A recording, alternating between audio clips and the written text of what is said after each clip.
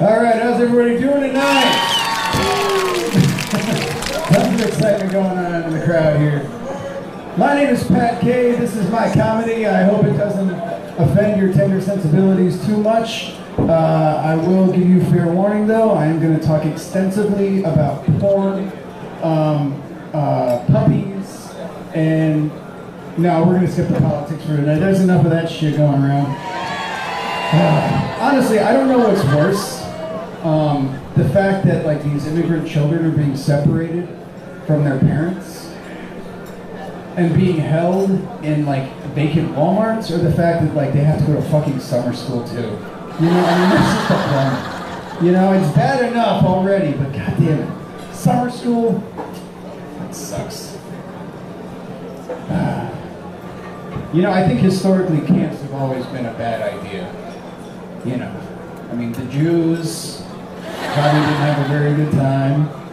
The Japanese, you know, probably also not a very good time. Those kids at Camp Crystal Lake, but hey, at least Friday the 13th is only one day, so you know, they didn't have to stay around too long. Anybody got any birthdays today coming up? Anybody? Any birthdays coming up? It's weird, actually. I have a lot of friends right now who are like having birthdays, like, you know, like this next month. So what a lot of them are doing, or they're planning like these group birthday parties, which is you know, cool. But you know, like a lot of my friends believe in astrology. You know, I don't know if you guys are into that kind of thing, but it's weird going to like, you know, a cancer party. I mean, doesn't that just seem? It's a weird title for a party. It's one of the only times of the year, you know, June and July, where you're gonna hear somebody drunkenly be like, "Cancer's in the house!" and have, you know, everybody be like, okay. I mean, there will be that one whiny little fuck who, you know, runs into the bathroom and cries because their little brother just died or whatever. But, you know, that's gonna happen. Don't get the wrong idea. I don't want you to get the wrong idea. I'm not like a cold-hearted person. You know, I'm not. As a matter of fact, at least once a month, I like to go to the children's hospital and visit the kids up there. You know, I do. I think it's important for me to have that, you know, to get that perspective on life. You know, with all the shit that goes on, you know, the day-to-day, you know, getting wrapped up in my own bullshit. It's important for me to go there and to, you know, see these kids. And every time I do it, even though like, sometimes I'm tired, I walk out of that place rejuvenated. I walk out of there feeling so good. You know, because like when I look at their big, wide eyes and their pale little faces, I know that I'm going to outlive all of these little bastards.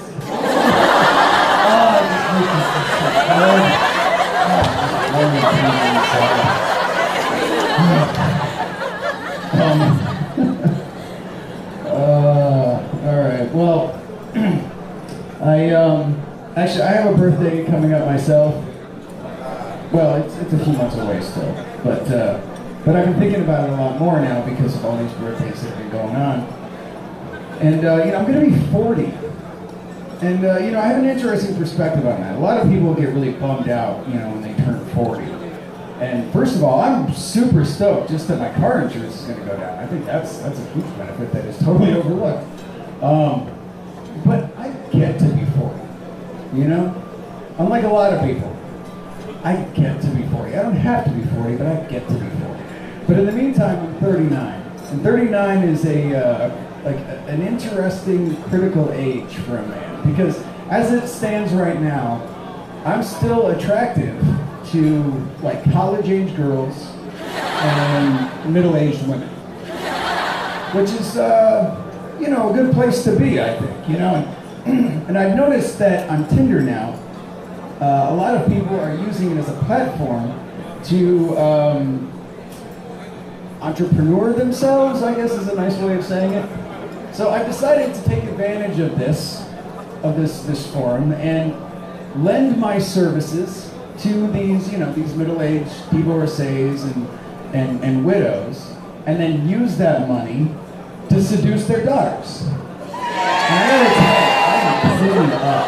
It is really, really nice. Because, I mean, what else am I gonna do? You know, I have to take advantage of this time because after I turn 40, you know, without like a really killer bod or like a super sweet job, I'm just gonna have to start lying about my age to get laid, just like my wife does. I'm kidding, I'm not married. Nobody wants to marry a 39-year-old guy with a shitty body and no good job. But I do have a new girlfriend, actually. You know, things have been going pretty good. Interestingly enough, though, a few nights ago, you know, she was over and we were just hanging out, you know, watching movies. And when the movie was over, I got up to go to the bathroom, and I came back in my room, and I saw that she, you know, she put some music on my computer, and that's totally cool, of course. But then I noticed that she was scrolling through all my bookmarks, and well, let's just say that 99.9% of my bookmarks are all porn. And I was frozen. I didn't know what to do. I was like, oh my God, she's gonna see what kind of sick deviant I am, and it's all gonna go to shit. And I sort of, you know, just reacted the way that I normally do, in a jokey voice. I was like, did you want to watch some porn? And she was quiet for a minute. She kept scrolling down into the depths of my, you know, what's the word I'm looking for? Depravity? I guess that's probably the best word to describe it, the depths of my depravity. And she looks up at me and she says, which one's your favorite? And I gotta tell you, I dropped to my knees and I thank the Lord that I don't even believe in for blessing me with this angel. Because that just simply doesn't happen. And then, you know, so halfway through we're watching this porn, and and I was getting really into it. I was like, you know, what I really like about this one is the character development. See, because you think that the mom is going to be like the victim throughout the thing, but then it turns out that she becomes like this strong matriarchal, you know, presence, and like you can tell that like they're improvising and they're really good actors and all this, and then she asked me, she's like, hey, have you ever fisted anyone? I was like, you know, I haven't even met your parents yet. So maybe we should work our way up. I mean, let's just talk about anal for a bit, and then get to the fisting. I feel like we're jumping the shark here a little bit. Okay, speaking of porn, I do enjoy watching porn parodies quite a bit, because I think that movies and TV are just bullshit now. It's all regurgitated vomit of whatever they puked up last year, and I'm just tired of it. You know, like the porn parodies, like, you know, it's a little bit of the same old stuff, but with like a nice twist that, you know, like makes it fun, makes it interesting, and you know, I mean, there's some really great selections out there. You know. Like some of my favorite porn parodies are, what was that one I just saw? The Little Spermate. You know, I've been waiting decades for something like that. I had a huge, I had a crush on Ariel back in the day, especially that lower half. Just love to just be smacked in the face with that pin. And what else we got? Oh, the Fapping Dead. I don't know if you guys have heard of this. This is really cool. It's a lot like The Walking Dead, but instead of shotguns, they got like giant dildos, and you know, instead of like, you know, like the walkers, or the fappers, instead of them biting you, like they all just gang up and just bukkake you into submission. It's good stuff. It's good watch. It'll keep you locked in. You know, I realize standing here now that, you know, I do talk about porn a lot. In fact, I'm pretty sure that I talk about porn more than I actually watch porn. And I know that maybe, you know, you might be thinking that like this is because I'm just really, really sad and lonely. Yeah. But really what it is I want to make porn. You know, I really do. I want to make porn. I don't want to just make porn. I want to make porn great again. Like in the 70s when there was film, you know? and plots. You know, like I want to do that. You know, I want to make porn great again. Hashtag make porn great again. I want to, you know, I want to get classy with it. You know, like I want to have like, you know, I want to have like strong characters and you know, like character arcs and you know, beautiful set design and like just enveloping scores. You know, I want to be the Christopher Nolan of porn directors. And I have actually some projects. I'm gonna give you guys a little taste. Okay, maybe that was a poor choice of words. But I actually have some projects in development already. And what I want to do is I'm going to make a series of great American literature, porn adaptations. So what I've got going on already is I've got a good storyboard for Pride and Pretty Huge Dicks. I think a lot of people are going to be into that one. Also, what is the other one? 12 Years a Sex Slave. I'm really he's going to have me develop the screenplay. I think that's going to go really well. But my masterpiece, the one that will have me recognize for years to come,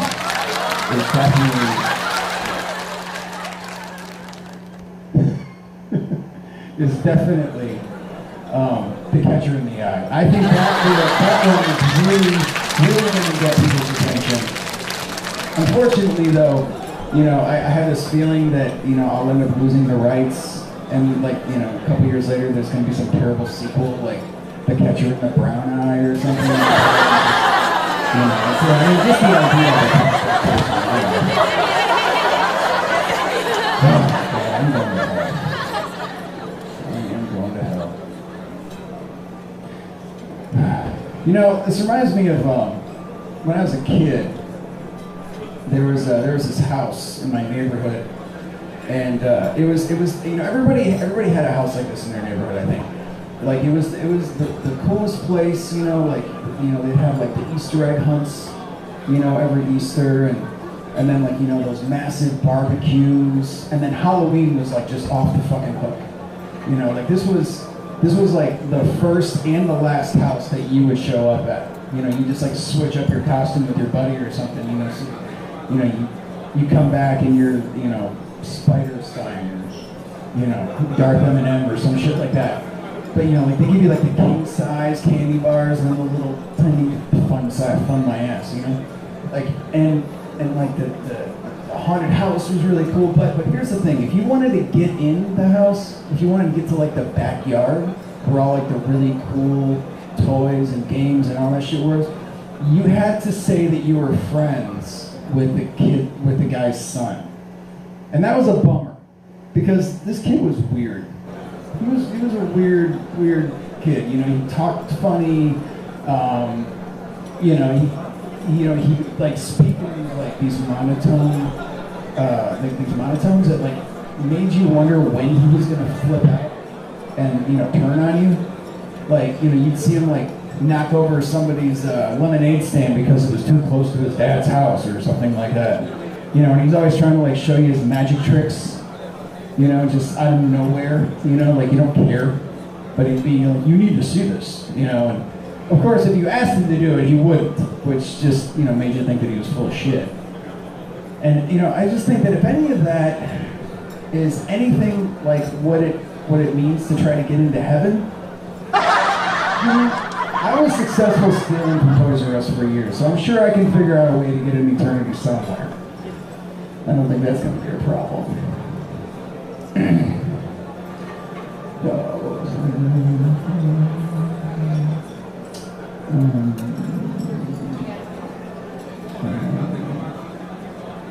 okay, well, I will,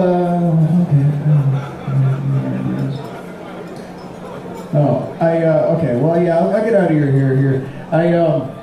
I do hope that I didn't offend anyone too much.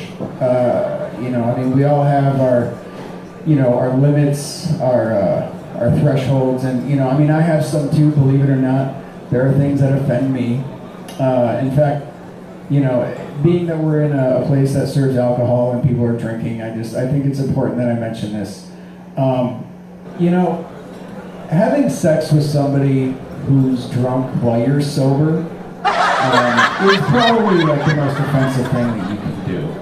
You know, I mean, you're basically fucking somebody with special needs, and that's just retarded. So thank you very much. My name is Pat Perry. You can of course find me on Facebook and YouTube at Pat P. Perry. That is P-A-T-P-A-E.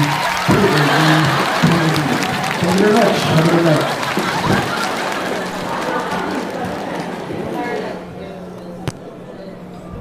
It is a little quiet in here.